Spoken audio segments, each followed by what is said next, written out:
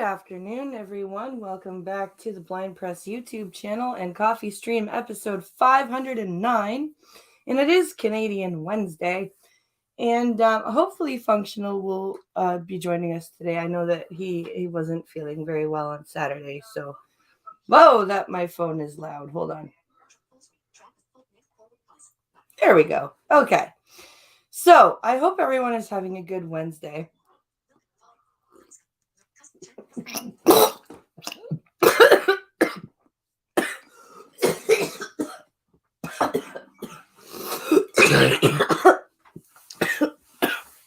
As I inhale my coffee live on air.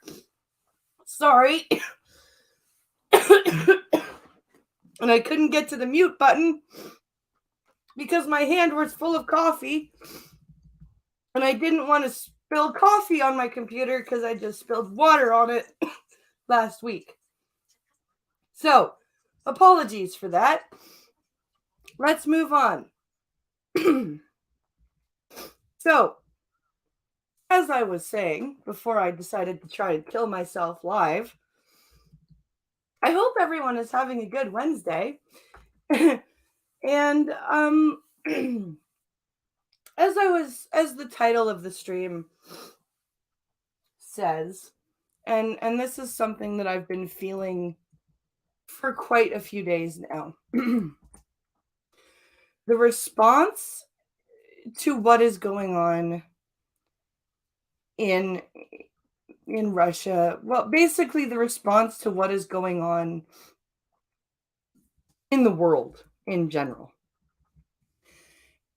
would be amusing if the consequences and the repercussions and the just the blowback from how we are handling everything wasn't so big, right? If the price wasn't so high, if the stakes weren't so big. Ew, coffee. Blasphemy. But yeah, if the stakes weren't so high, this would almost be funny, right? Like the way that my leader and government is handling this, the way that the Biden administration is handling this, this would be funny if things weren't so, if the stakes weren't so high. And I don't just mean Russia. I mean, like, with the whole pandemic response, the whole social, economic cost of how we handled COVID. It would have, if the blowback and the long-lasting effects of how we dealt with this weren't so big, it would be funny. If what was going on in the Ukraine right now and Putin's unpredictability and, you know, are not quite knowing what China's going to do. Are they going to help or not help Russia? Like all of this stuff is it. If it weren't so, yes. Did I interrupt you? Yes. Well, I was waiting for you to finish your sentence. Well, too late. Hey, Functional. Functional's not here yet. Ah, well, Functional, you suck. You're leaving. Yep. Just going around town. Oh man. I put up 2 completed projects up on the Patreon. Okay. Of my, you know how I do the conversions. Yep. For $5 and $10. Awesome. And then there's a couple things up on the other site. Okay. But people want the Patreon too. That's where I'm putting up the illustration conversions as best I can, but Samsung fucked me on my editing. Yeah. But yeah. Good morning, Asia Research Directorate. But yeah, if the stakes weren't so big, all of this would be really, really funny. But it's really, really not funny because the stakes are big. Like, there's a video of part of Joe Biden's State of the Union address yesterday. And he says, you know what? Fuck it. I'm going to try to find it here. I'm going to find it because I want you. I actually quote tweeted it. So I'm going to share my quote tweet with myself here. Where am I? There we go. Okay, here it is.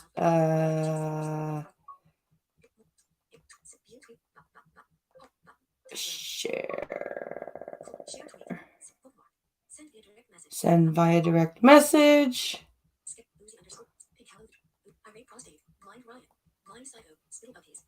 Where is my DM with myself? There it is. Okay. All right. So we're going to I'm going to play this video because it perfectly illustrates my point. And it's a short video, but yeah. Hello, Elowen. Okay. And then we're going to dive into some news. Where am I? You got to go back home here. Direct messages.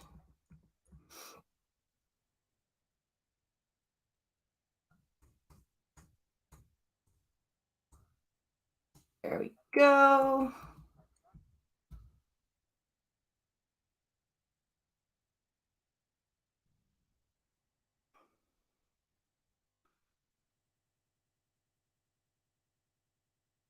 Where am I here?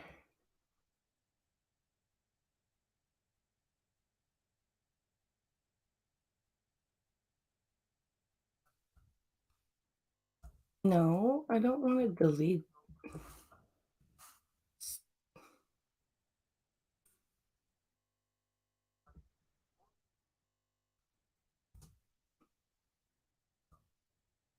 Okay, here we go. I'm going to share this with you guys because this perfectly illustrates what I'm talking about. It's farcical, and it like I said, it would be funny if shit wasn't so close to being really, really fucked up.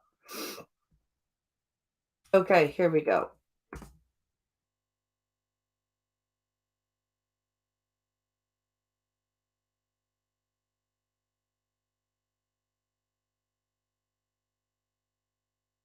Okay. Let's put this back to the beginning.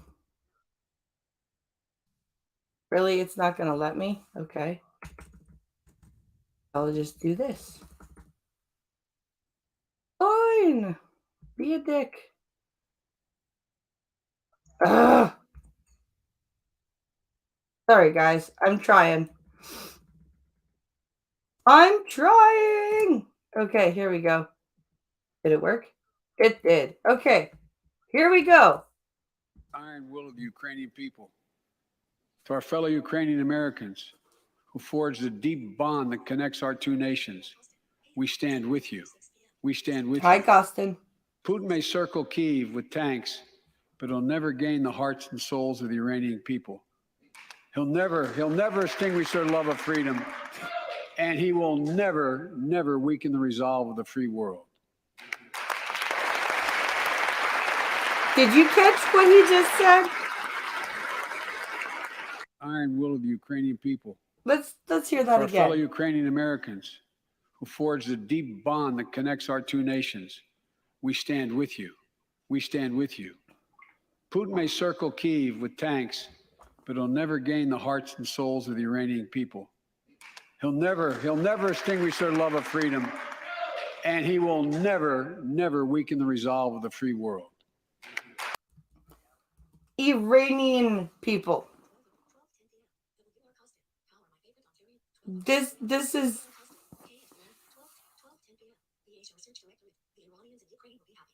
the Iranians in Ukraine will be happy. Yes, they will be very happy. But like I said, it would be funny if it wasn't fucking if the consequences weren't so bad, it would be funny. But it's not. It's not fucking funny. It's scary.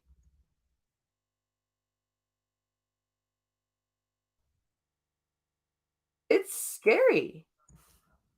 And it's getting harder and harder to find the funny because you're just sitting there going, okay, this is what I live in. Like, I'm actually living in this time. And it's becoming more and more obvious that this is the time we're living in. And it's hard to, like, it's still possible if you have a dark sense of humor, but it is hard to find the funny when shit is so close to being real.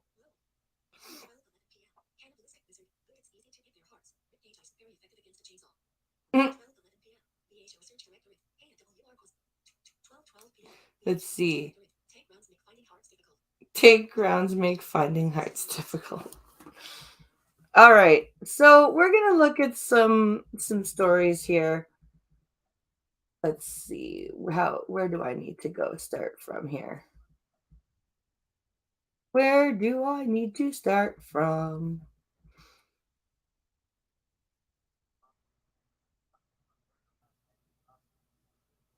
Oh, good God. Okay, so we're supposedly supposed to be easing or getting rid of our mask mandate here in Ontario on March 15th. That's the rumor that I've been hearing. And this story is talking about the opposition, so the Liberals and the NDP of Ontario, urging caution because the mask mandates are easing. So of course they are. So let's take a quick look here. No.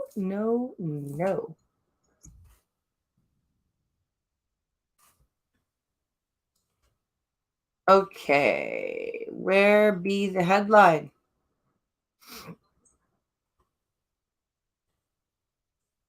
Okay, opposition leaders urge caution with Ontario mask mandate possibly easing within weeks.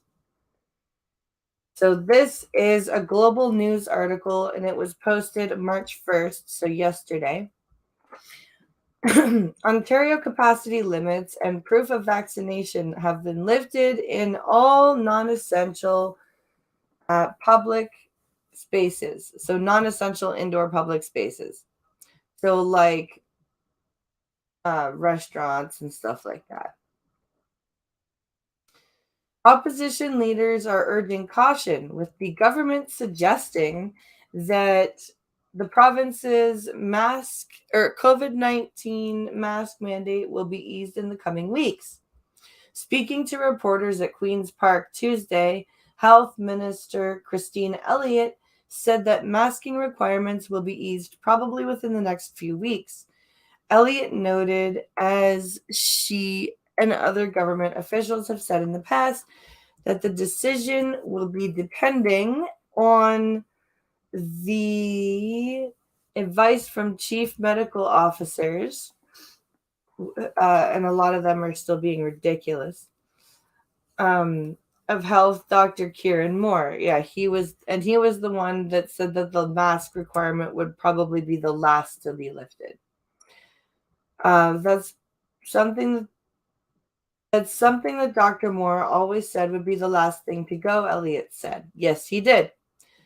He thinks it's very important, and so we are reviewing it to see when we will be able to lift the masking requirements. Some people will continue to wear masks regardless because they just feel safer that way. Yeah, how is this going to change social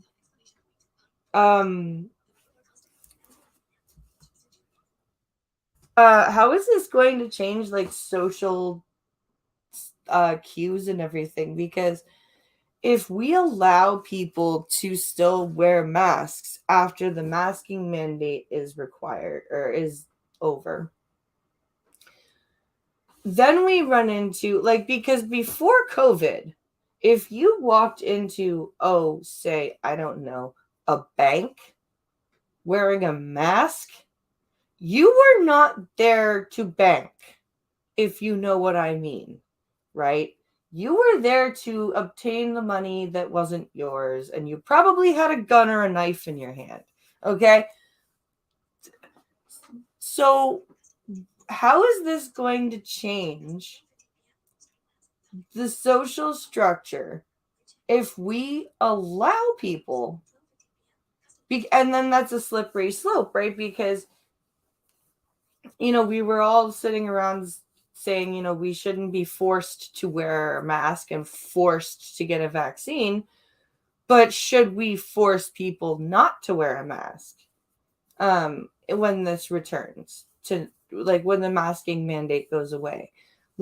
Is it okay if somebody still walks into a bank or a pharmacy or a jewelry store wearing a mask? And do you know what I mean? When is this, when the social structure is already changed?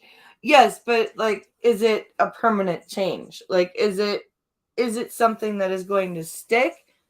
Or are people going to start saying, no, if you are coming in here to, especially in places that I mentioned, right? Banks, pharmacies where you can obtain, prescription drugs, jewelry stores, courthouses, stuff like that, right? Are we going to continue to just allow people to walk around with their faces covered? Or are we going to say, no, it's time that you need to uncover your face, and especially if you are in places like these, because socially, for hundreds of years, not just for 2, but for centuries, if you did that, you were up to no good. That's just, you were there to rob the place. And is 2 years going to undo, I would say, almost thousands of years of human interaction? Is that where we are? Is that a thing that is going to happen?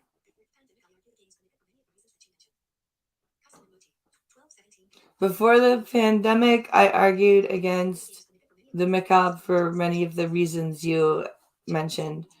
That's fair. That's fair. Stupid global freaking news player crap. Okay. Where are we? Elliot noted, as she and other government officials have said in the past, that the decision will be. Oh, I already read that. All right. But I expect that we will probably be within the next few weeks based on the scientific evidence that we get from Dr. Moore and his colleagues. Elliott said masking will likely be removed in both schools and the wider public at the same time. Moore said last week that he also expects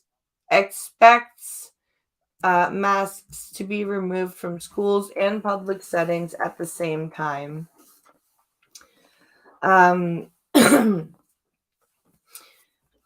While remaining in place for high-risk settings, including hospitals and public transit. Public transit is fuck off.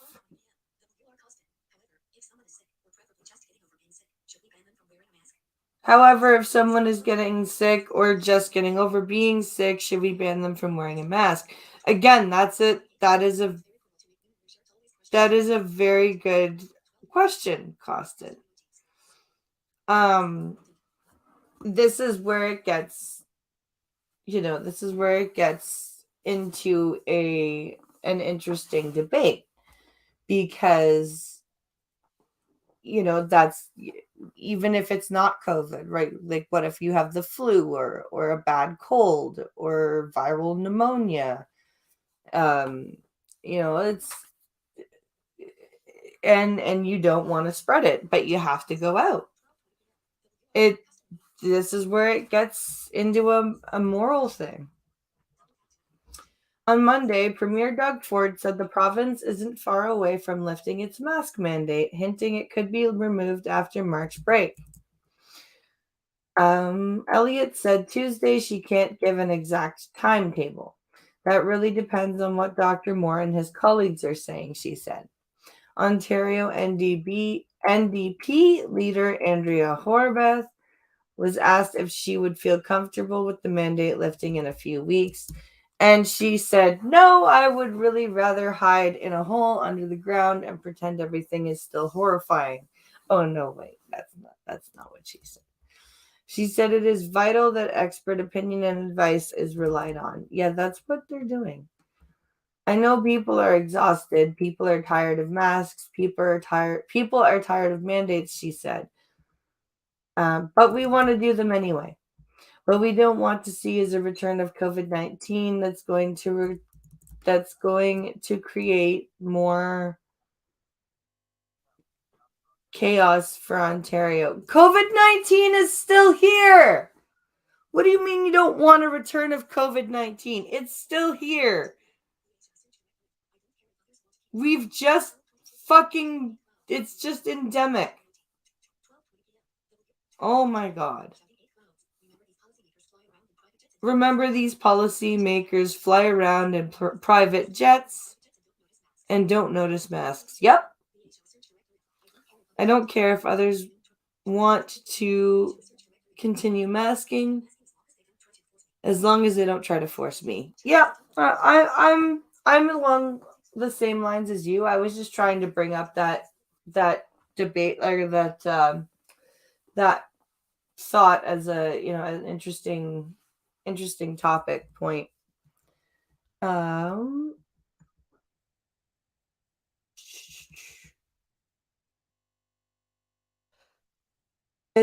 Ontario Liberal leader Stephen Del Duca said he wants to see a clear consensus based on the information based on the best information about removing further public health measures. So they both basically said the same thing. Which is what the Conservatives said, that they want to rely on what the doctors are saying. So, proof again that nobody is listening to anybody because they all just agreed with each other. Oh, God. Okay, so this story actually happened freaking pretty close to us. And I was hearing conflicting stories actually in the drop-off line at school. So we're going to take a look at this story. So apparently there was a robbery at a pizza store locally. And I heard that from different parents in the area that it was very conflicting stories. There were Facebook posts from a parent saying that their child was the one who was robbed. So this story is what came out of this. 13-year-old accused of robbing Waterloo restaurant with BB gun. Oh, okay. So this was published March 1st, so yesterday, Tuesday. All right. A 13-year-old boy is facing charges after a Waterloo restaurant was robbed Sunday night. According to the Waterloo Regional Police Service, the teen entered the establishment and pointed a pistol-style BB gun at an employee and demanded cash. Dude, just get a paper route. He was accompanied by 2 children who police said were acquaintances and who were not involved in the robbery. All 3 of them left the restaurant. It's not known if they took any cash. Police said the 2 children were reportedly assaulted by the teen when trying to leave the area. However, no physical injuries were reported. Around 6:30 p.m. that same day, the teen told the police that he had been robbed. And apparently, according to, like I said, according to parents in my neighborhood who had seen a Facebook post from a different parent, that parent was claiming that the child, the teenager, was their child, and that they had their child had been robbed. So either they're, as the parent, are in on it, or they are like the most gullible idiot parent ever, and their kid lied to them. Officers determined the report was false. The 13-year-old from Waterloo was arrested and charged with assault causing bodily harm, robbery with a firearm, 2 counts of assault, 2 counts of uttering threats to cause death or bodily harm, and public mischief for reporting an offense that had not been committed. Fucking idiot. Let's see. That's true.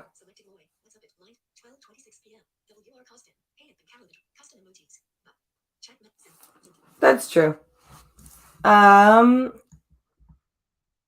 So yeah, this kid either lied to his parents and his parents believed it and posted on Facebook that their kid was robbed, or they're freaking in on it and helping their kid lie and trying to like bolster his story by posting a Facebook post.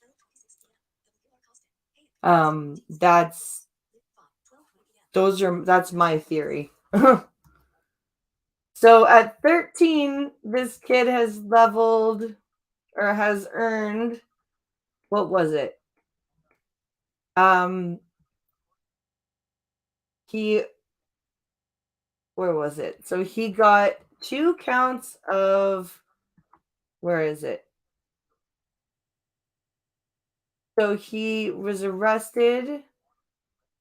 So he was charged with assault causing bodily harm, robbery with a firearm, 2 counts of assault, 2 counts of uttering threats to cause death, and a public. So 7 charges at 13. And only one of them is a misdemeanor charge. The rest of them are like fairly large charges. Those are not misdemeanor charges. Like the assault with a weapon, and assault to cause bodily harm. Those are not misdemeanor charges. So well done.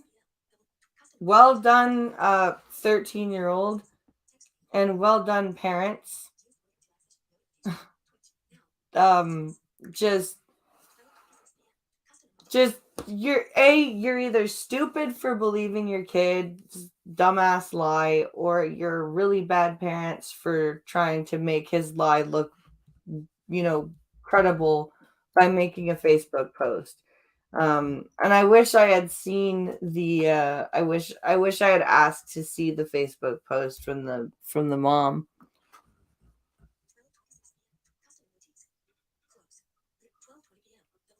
All right. So this is a CTV article.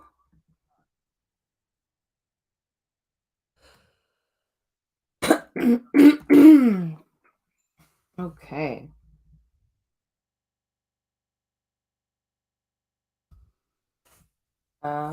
Here we go.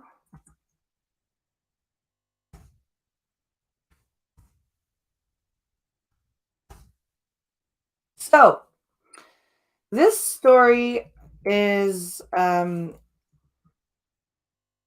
it's a CTV article, and it's in the parenting section.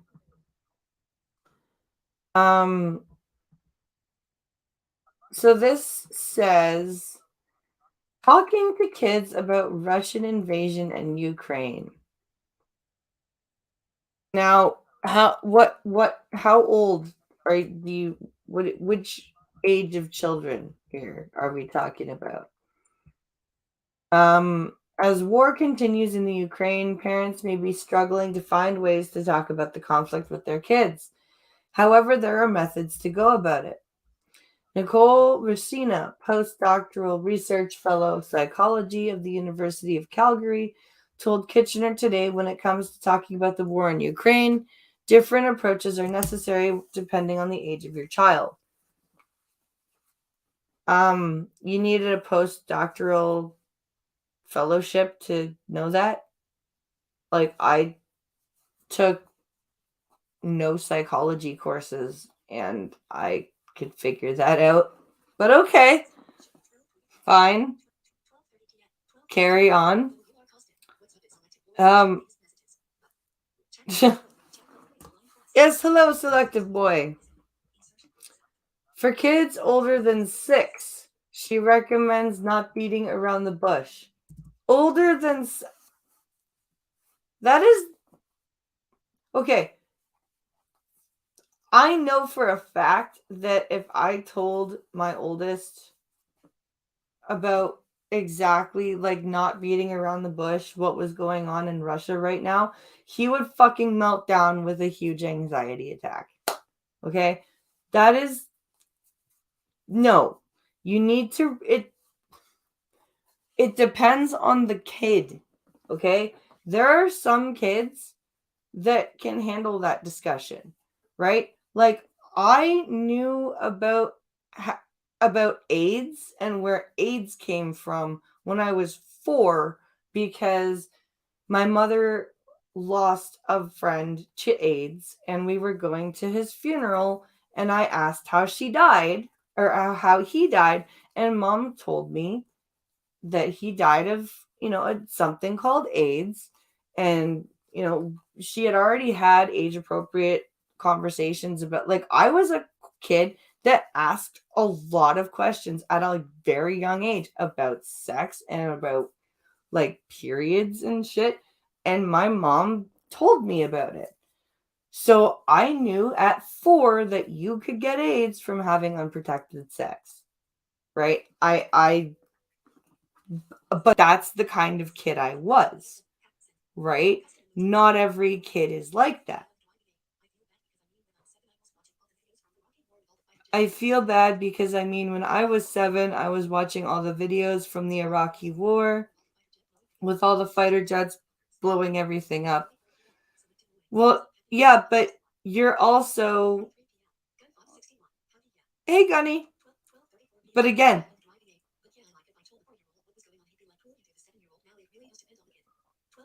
Yeah.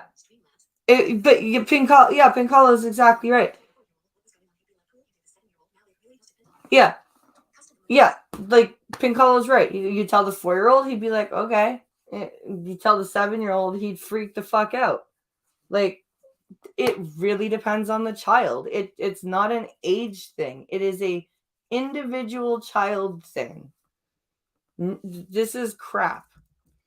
Cutting them off a path and openly having a discussion.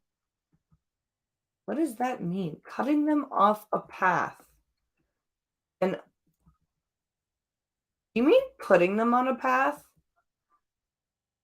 Putting them on a path, either of cutting them off a path and openly having a discussion is important, she said, because I think at this point, between the news and the discussion on what's happening at school, they've most likely been exposed to the fact that there's an invasion going on in Ukraine and there's a war going on. For kids under the age of 5, Racine recommended a less direct approach. I think if they bring it up to you or ask you a pointed question, you can answer the pointed question. But some of the language that you could consider using is that there's one country that's not being very nice to another country. Dude, fucking 4-year-olds don't know what countries are. Like I said, I may have known where AIDS came from, but at the same token, I literally thought during the Quebec referendum that if the yes side won, I would never get to see my uncle again, because Quebec would, like, I honestly thought Quebec was not going to let anybody else from the rest of Canada in ever again, and that they would become their own country and we would never be allowed to visit them. That's what I thought. So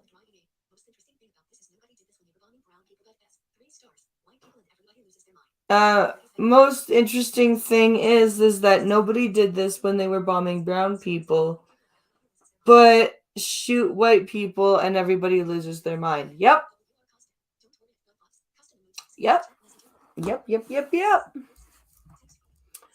Racine said to relate the situation to something familiar to your child, like bullying, as a method to help them understand. Racine said what makes having these discussions with your children so important is threefold. First, to help kids understand the difficult emotions they may be having and reduce the stress by letting out potential worries a child may have. Yes, let's reduce the child's stress by telling them about war. That will work. Because nothing reduces stress and uncertainty like introducing the topic of war to a child that all they care about is, do I get to watch my next TV show? Are there any more yogurt drinks left? And why can't I have a muffin? And also, where are my toys? Wow. Okay. I bet you this postdoctoral fellowship idiot has no children whatsoever of their own.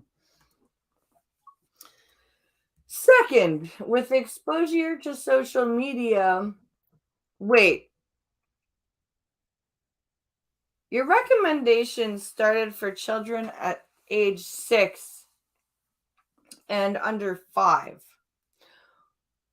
I know that there are some shitty parents out there, but what fucking child at 6 has social media access?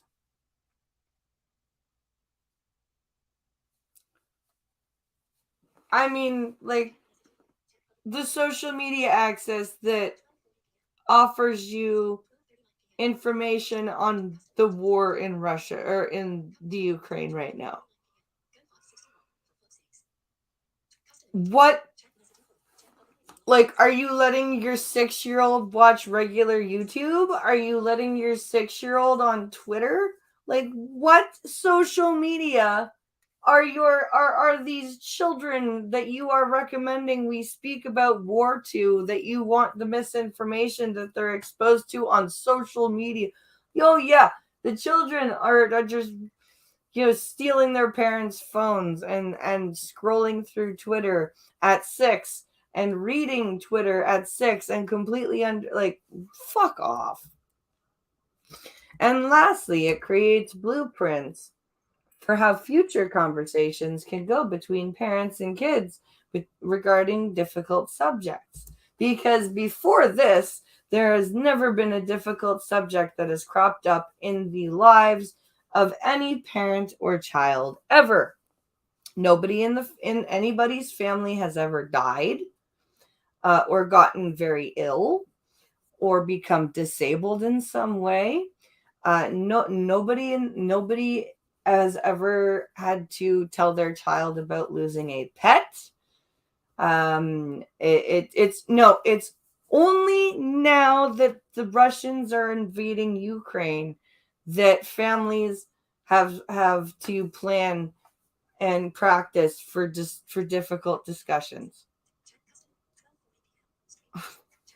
Jesus Christ. You know what this feels like to me? This feels like I'm a budding psychiatrist and I'm having trouble finding patients. So why don't I instruct parents on how to fuck up an entire generation of new patients for me to treat? That's what this feels like to me.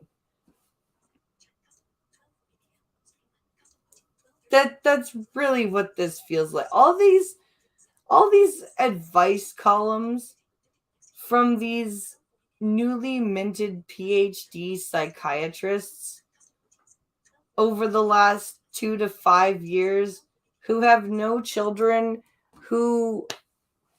it's obvious that the majority of these people are only children themselves. They've had no fucking sibling dynamic or family dynamic beyond mommy and daddy interacting with them and giving them whatever they want.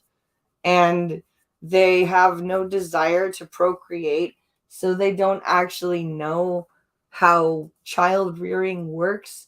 They figure that they've read some books and written some papers, and they know exactly how every child functions.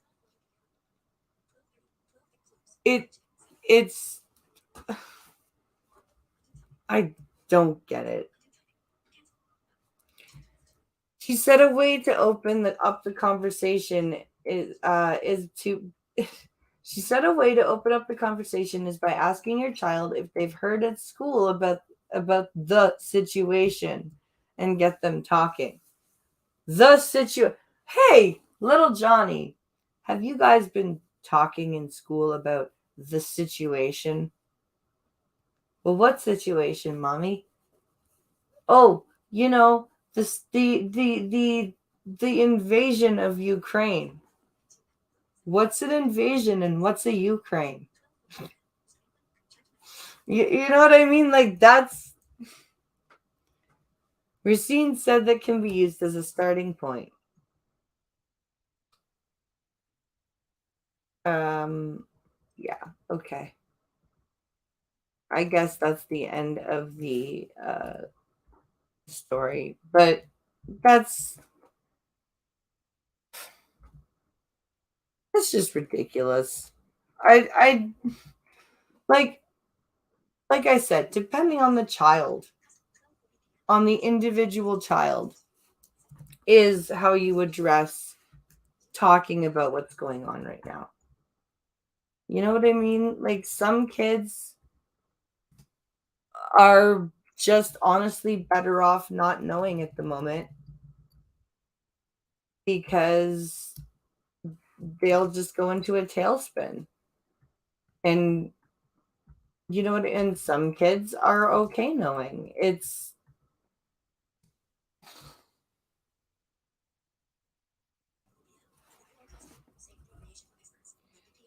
Save the procreation for experts like BP and Pink Hollow. Ha!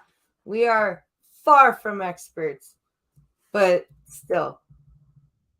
Oh, let's see here. Where's that headline? Okay. Guelph man loses $1,000 in sextortion fraud. Sextortion. Okay. Alrighty then. So again, this is a CTV article. Guelph police are reminding residents to be cautious when sharing images online. On Monday, it was that the OPP were warning people to beware of scammers. So today, the Guelph police are warning us to be cautious with nude images. Be cautious when sharing nude images online after losing $1,000 to a sextortion scam. In a news release, officials said a man contacted police Monday about an incident involving someone he met on a dating site. The man told the police he thought he was talking with a woman he met on a dating site. They connected on social media and he sent 3 nude images. Why would you send 3 nude pictures right away? That's dumb. Anyway, shortly after, the man was contacted by somebody demanding he pay $1,000 or risk the images being shared with his social media contacts. He paid via transfer. Police said he believed the suspect isn't in Canada and used an online program to translate messages into English. Shock imagined! Imagine my utter shock and utter surprise. Oh, wait.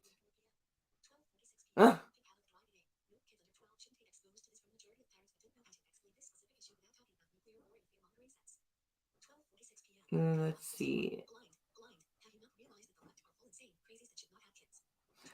Piccolo says, nope, kids under 12 shouldn't be exposed to this from the majority of parents who don't know how to explain the specific issue without talking about nuclear war in the fear-mongering sense. Yep.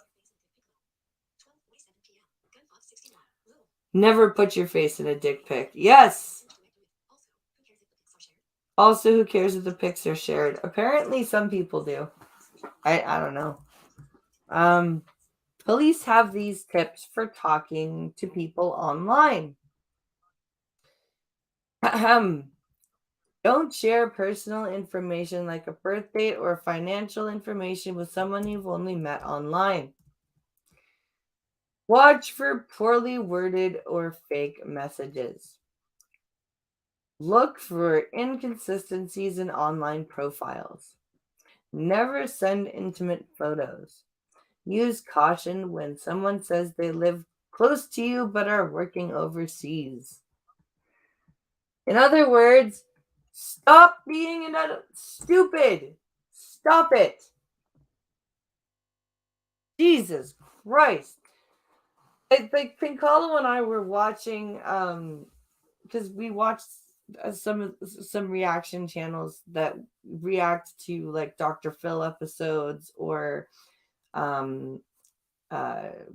Kitchen Nightmares episodes, and they watched an episode of Dr. Phil that we ended up going and watching the episode on its own, and this woman was just so dead set that her catfish scammer was a legit person. It was both angering and very sad. yeah, it's these people are just they have no morals, these scammers. It's sad. All right, let me see if I can grab us one more story,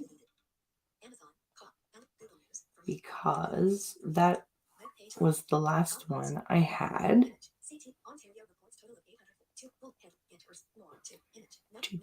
Do.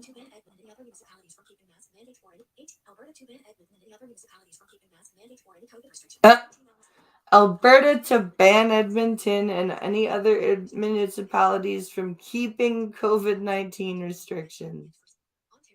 Okay. That's weird.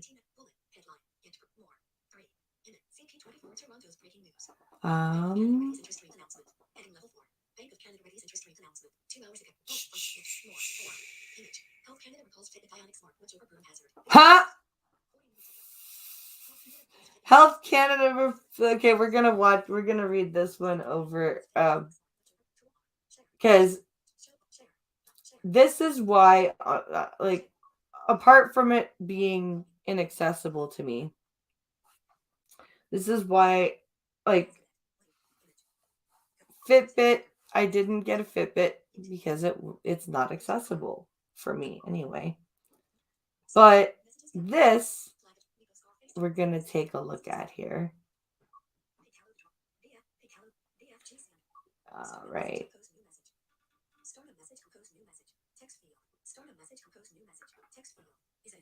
And paste. And send. All right. So, this article, okay, let's go back.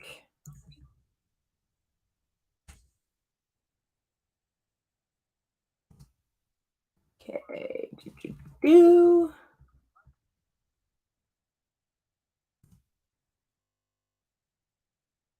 All righty.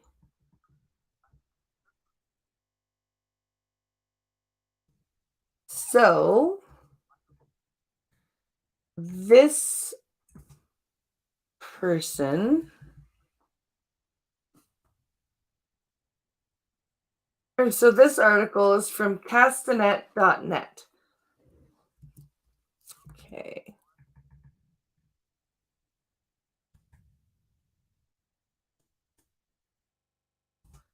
Right.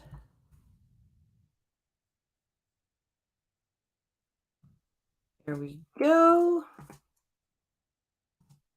Oops. There we are. Okay. So apparently, if you are in Canada and you have a Fitbit watch, there is a Health Canada recall for the Fitbit Ionic smartwatch. I don't know if it is a recall in the States or not. I guess we'll find out.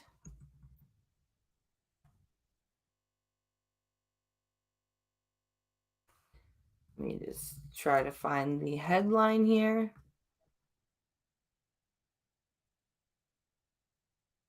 Why must Castanet be so stupid?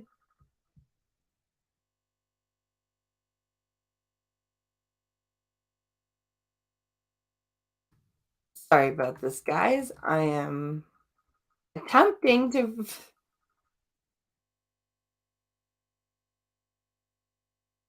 find the body of the article here.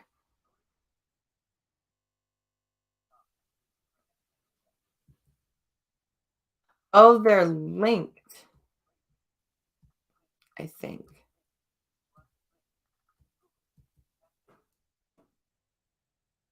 Weird. This is what a weirdly laid out website.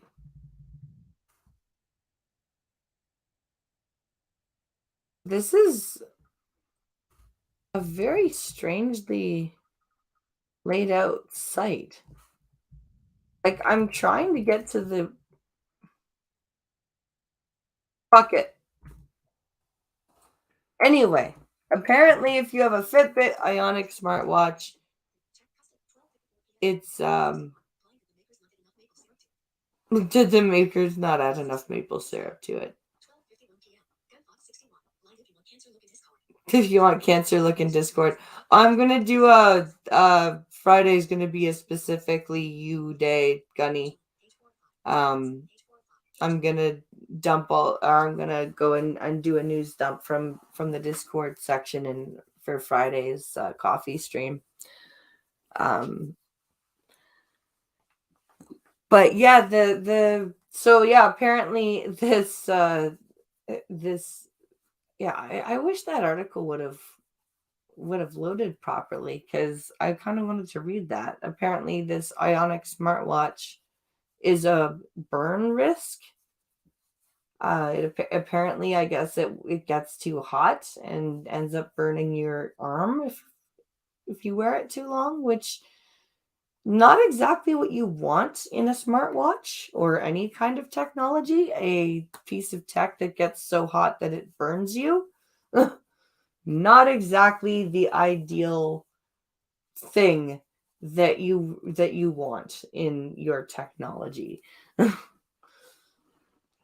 That's, I may not know much about electronics and technology, but I know that shit ain't good.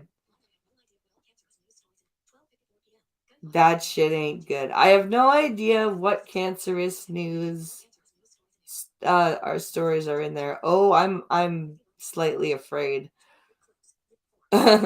Believe me, Gunfox, I'm slightly nervous about the amount of rage that you're gonna put me through on Friday. It's gonna be interesting. Oh man.